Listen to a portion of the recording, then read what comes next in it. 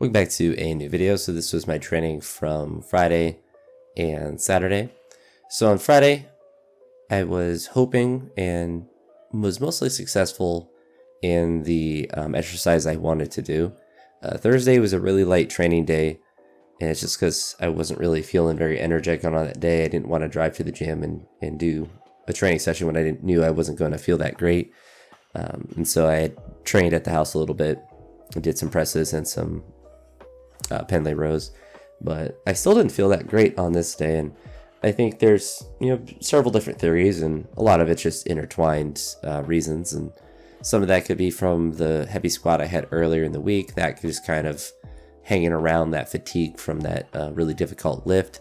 The week of work, which honestly wasn't like super stressful or anything. It was pretty good. It was a really good week, so it wasn't like I had too much rest. But even a perfect week of school and teaching will still add up in some stress. So it doesn't. A perfect week doesn't negate that you still worked during that week. But I think that probably the bigger reason is as I've been adding the 1,000-meter rows, I think that's actually been having a pretty acute effect on how much energy expenditure that I have.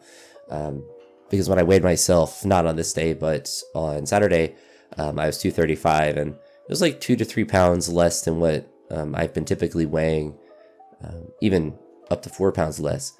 So I don't necessarily think I've lost a tremendous amount of weight because I haven't been doing that extra cardio for that long. But I do think that it's accumulating a little bit to create the situation where I don't feel as primed for a heavier day of the week. So certainly a combination of things. And as I got to this weight, I think this was the weight that I accidentally had 147.5 on. So you can't see it, but on the outside I didn't have a clip. I had the other weight plate on, and then I loaded this one right and missed it. And I decided to stop training at this point, which is probably a smart thing. But the fatigue or whatever is definitely cumulative thing and multifaceted. So it's not or multifactorial, whatever the correct term is. And I decided to kind of just redo the session on Saturday, which is something that I don't know if it's always smart to do, but it's something that I think mentally is nice to do at different times. Because if you're having a really bad session, sometimes it's nice to be like, all right, I'm just going to stop today and just do the session again tomorrow. And the way that I'm setting up training now, where I have Monday, Wednesday, Friday are like weightlifting and squat focus days, and then Tuesday, Thursday are focused on pressing and pulling, it allows me some flexibility on Saturday and Sunday to either just get even more work in, as whether like last week where I was doing hang snatches and stuff on this day, or in this case to kind of make up a session to kind of see how I feel on a different day. Because I didn't feel bad enough on that Friday where it's like, all right, I like am overtrained or like I'm just injured or sick or something. I was like, I just don't have enough of it, like energy or aggression or whatever it was. And I theorized, and thankfully I was correct, that I would feel better the next day after sleeping in and eating a bunch, and I guess probably eating sufficient. So snatches, as you saw, went a lot better. I had that miss with 120, but really solid reps building up to that, and then made this 120 on the second attempt.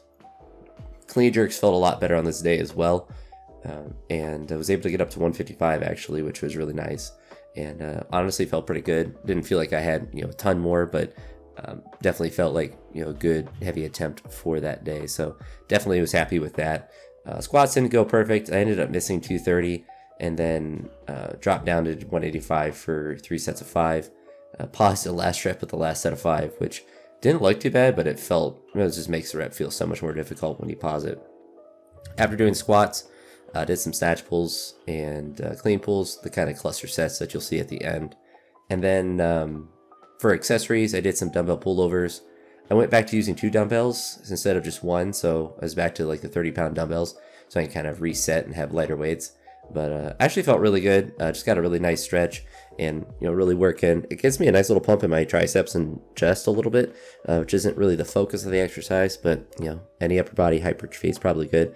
But kind of that area, if you put your hand in your armpit and squeeze your arm down where your fingers are touching those like outside back muscles, like that part of my back was getting a really nice pump from them as well, which is ideal because that's a good part of the back to get strong. At least I think it is, but it's a good like stretch and pump exercise. I just really like it. I just don't want to like it so much that I just get too good at it and have to get like 70-pound dumbbells in both hands. But I'll be able to modify it in some way to make the leverage more difficult, so I don't have to load the weight as heavy, because it does become a bit annoying to have to get a heavy dumbbell up for that. You see there was the 150, and then here is the 155. But after the dumbbell pullovers, I actually did, I know I joked about in the bench press video I did the other week that, it was my annual bench press, like I'm going to do it once a year. I actually did more bench press. So I did just 135 for 3 sets of 15, like feet up, closed grip, and got a crazy pump in my chest and triceps from that. And it felt really nice, and I was really just trying to focus on trying to make sure the bar was symmetrical in how I was moving it, as far as it being perpendicular to my body, and also would touch my chest in a parallel fashion, so not be tipping to one side or twisted at all or anything like that. And honestly, was pleasantly surprised with how good it felt.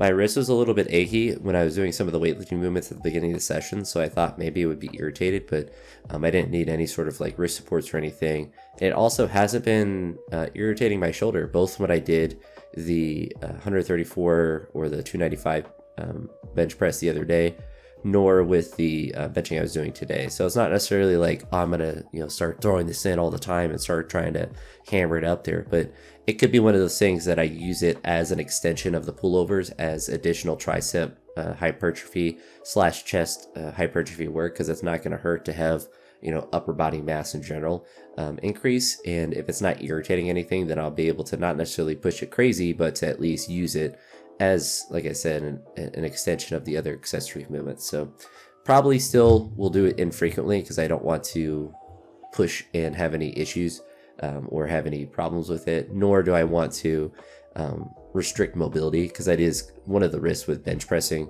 is not necessarily that you're going to get injured or anything, but if your chest and front delts and all of that are getting bigger, it can make some of your mobility a little bit more restricted. And yeah, felt nice. And I usually don't like the hypertrophy feeling, like the antithesis to a bodybuilder, but I know what a good pump feels like. And for me, thankfully, it's pretty easy to get, and especially upper body movements. But these are snatch pulls here at 130, and then the clean pulls were at 180. So nothing too radical with them. Did them in like the cluster fashion that I've been doing them. And honestly, I kind of like keeping them like this for now. I don't know how much more I'll push up the weight. Like 130 seems like a pretty good weight where I can just keep pushing the same weight. Same with the clean pulls, like keeping it at 180 and just keep trying to make it pulling them faster and keep my hips lower, and not necessarily trying to increase the weight, because obviously that's going to increase the fatigue that's built up for them for subsequent sessions. And the bigger focus, of course, will need to be the weightlifting movements and the squats versus getting a bunch of volume in the pulls. And it's very easy for me to not necessarily like overdo pulls in a way like I'm going to get hurt or something, but in a way that's going to make subsequent sessions impacted by how heavy I can do pulls at, whether it's with the deadlift or in the more specific variations. I can get up pretty heavy, which is fun, but also not the most optimal thing to do when you want to do snatches and squats in a next day of training or whatever. But Saturdays are probably a day where I can push them pretty hard, because I know Sunday is a day where if I feel good, I'll train still obviously normal, or at least kind of how I did the previous week, where I just worked up on a snatch and a clean and jerk and then did accessory work. But it's not like if I come in and feel bad that I'm going to be like, oh, my plan's all thrown off, because I know Monday is the day where I'm going to be doing sets of 3 or whatever and back squat volume. But back squats, the next week I'll probably still continue to work up to 210 just to continue to get the work in. And maybe that's part of like the little bit of weight loss why the 230 didn't move today. I'm sure it didn't help, but it's something I'm trying to pay attention to, and not trying to eat like a fat guy and get fast food and all that stuff to maintain my weight or whatever. But I'm also not really that worried if I lose a little bit of weight. If I got closer to 230, it wouldn't be the end of the world. I don't think it would really impact my strength a ton. I think it would impact it more so kind of how like Friday, where it's like I don't feel that good on that day, so I don't lift as well. But it wouldn't be like I would drop to like a 200 kilogram squat or something. Like I wouldn't lose a bunch of strength. It would just be like I would have sessions where I don't feel as ready to go with that. So as long as I'm paying attention to that, and then I won't be, sad when I have a session that doesn't go super perfect or I don't lift as well on that day. I don't have any plans of dropping to whatever, is it like 98? I forget what the new weight class is, the one that's below the 110 one. I don't have any plans of dropping closer to there, but it's always something you can look at to see what body weight you perform the best at, and being a little bit lighter probably allow me to move a little bit faster, particularly in the snatch. So it might be useful in that, and might not be the worst for mobility as well. Not that necessarily my mobility is lacking, but just something to look at. But it's not necessarily something I'm trying to, I'm not trying to cut weight or anything like that. Looking forward to competition in the summer, there isn't one that I typically do in May, at least currently.